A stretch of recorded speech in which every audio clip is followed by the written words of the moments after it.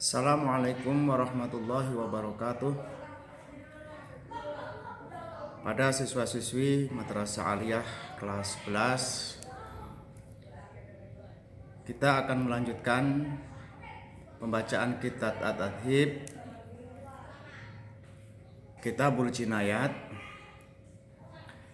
yang minggu lalu sudah saya bacakan tentang macam-macam pembunuhan, kemudian had atau hukuman yang diterapkan untuk masing-masing pembunuhan.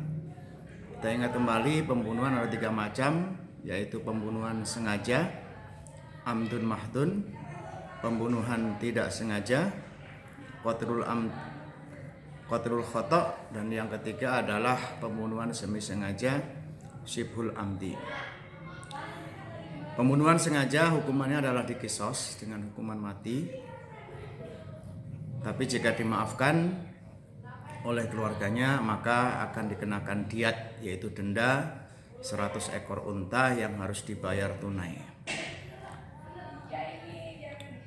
Dan sekarang marilah kita lanjutkan pembacaan kitabnya. Kalian buka kitabnya halaman 195.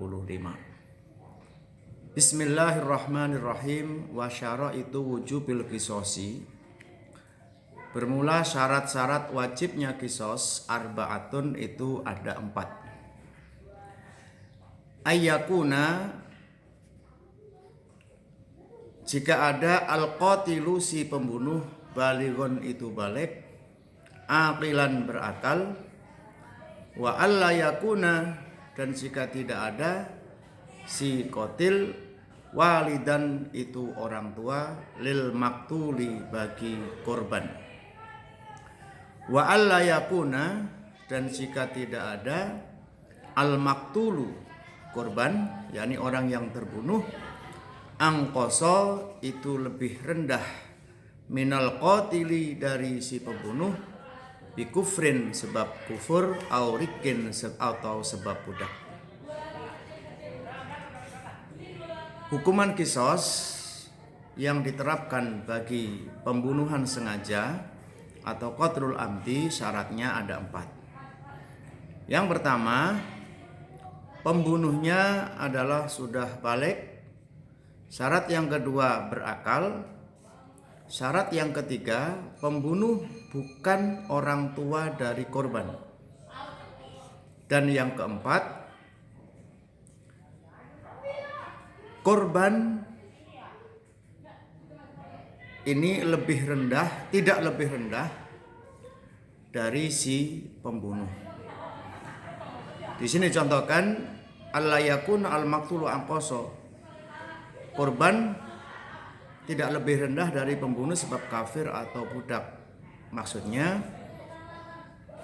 misalkan ada orang membunuh orang sebab kufur atau sebab dia adalah budak statusnya, maka si pembunuh tidak dikenakan hukuman kisos.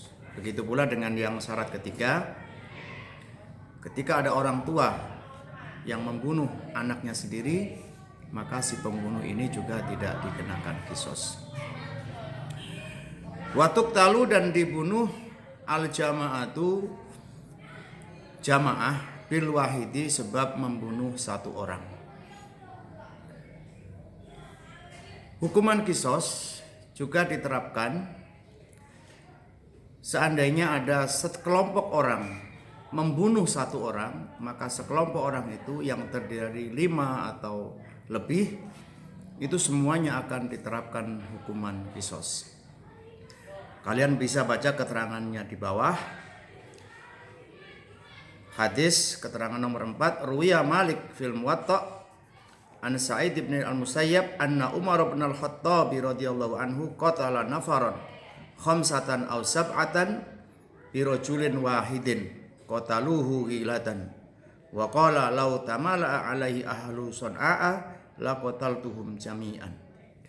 Terjemahan dari hadis ini sudah ada di materi yang pernah saya bagikan lewat Google Classroom. Baik, kita lanjutkan pembacaan kitab selanjutnya. Wa kullu syakhsaini, dan setiap 2 orang jaro yang berlaku al-qisasu qisos bainahuma di antara keduanya fin nafsi di dalam nyawa atau jiwa, Yajri itu berlaku bainahuma di antara keduanya fil atrofi di dalam anggota badan. Hukuman kisos tidak hanya berlaku untuk pembunuhan. Hukuman kisos ini juga berlaku apabila ada orang yang melukai orang lain, menghilangkan anggota badan orang lain, semisal menghilangkan satu tangan orang lain, maka dia akan dikisos satu tangannya dan lain-lainnya. Keterangannya juga sudah ada dalilnya di materi yang pernah saya sampaikan. Wasyara itu wujubil kisosi, dan syarat wajibnya kisos fil atrofi di dalam anggota badan. Ba'da syara'iti setelah syarat-syarat al-madhkurati yang disebutkan, isnani itu ada dua. Al-istiraku fil ismi al-khasi. Al-istiraku sama bersekutu fil ismi di dalam nama al-khas yang khusus.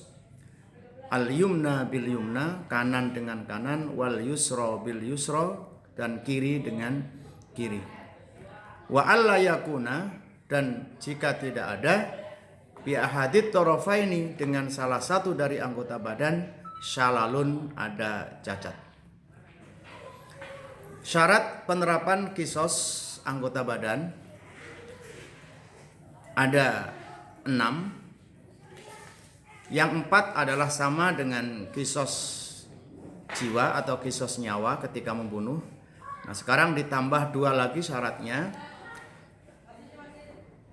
yaitu yang pertama, kisos diberlakukan semisal kita menghilangkan tangan kanan orang lain, maka tangan kanan kita juga akan dikisos dihilangkan atau dipotong.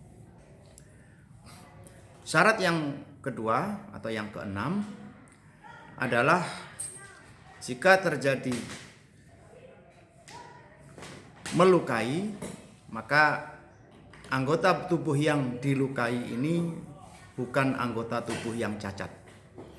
Semisal ada orang tangannya baal, sudah tidak berfungsi, kemudian dilukai oleh orang lain sampai putus tangannya, maka si pelaku ini tidak dikisos tangannya.